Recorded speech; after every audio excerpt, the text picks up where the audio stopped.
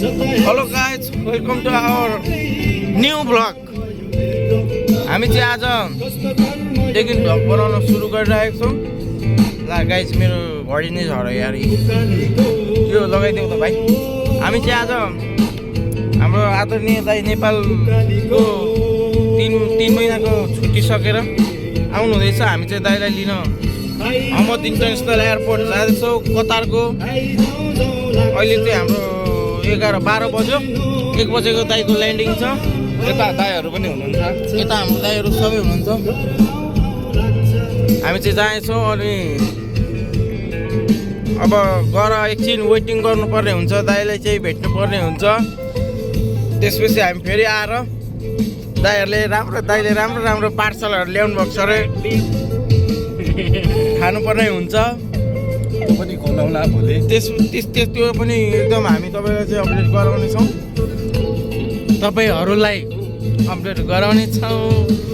अहिले चाहिँ मेरो बोली चाहिँ अहिले एकदम म भर्खर सुतेर उठेको नि त गाइस, 2-3 घन्टा सुतेर अनि अहिले भर्खर चाहिँ दाइहरूले उठाउनु भयो अनि हल्का फ्रेस भएर अनि कपडा चिटिक्क लगाएर हिँडिरहेको छौँ।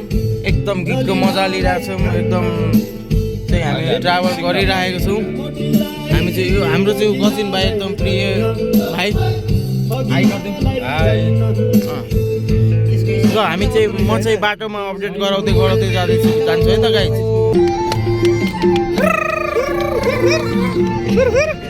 हामी चाहिँ जाँदैछौँ गाइज। यतिखेर चाहिँ हाम्रो लाइट छैन। मेरो माया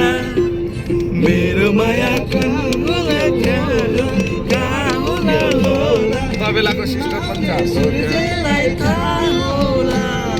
माछी डाँडैले माया लाउँदै माछी फेउ डाँडैले। यसो रमाइलो हुँदैछ गाइज। हामी चाहिँ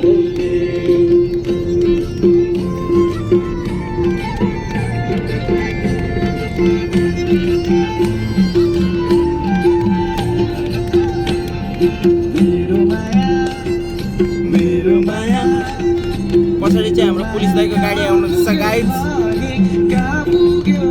एम्बुलेन्स रहेछ गाइज, एम्बुलेन्स। हामी झुक्किएको गाइज। रात पऱ्यो नि त, धेरै राति भयो। हामी चाहिँ भर्खर सुतेर आधी निन्द्रामै उठेर हिँडेको। मेरो आँखा हेर्दा पनि तपाईँहरूलाई थाहा हुन्छ कि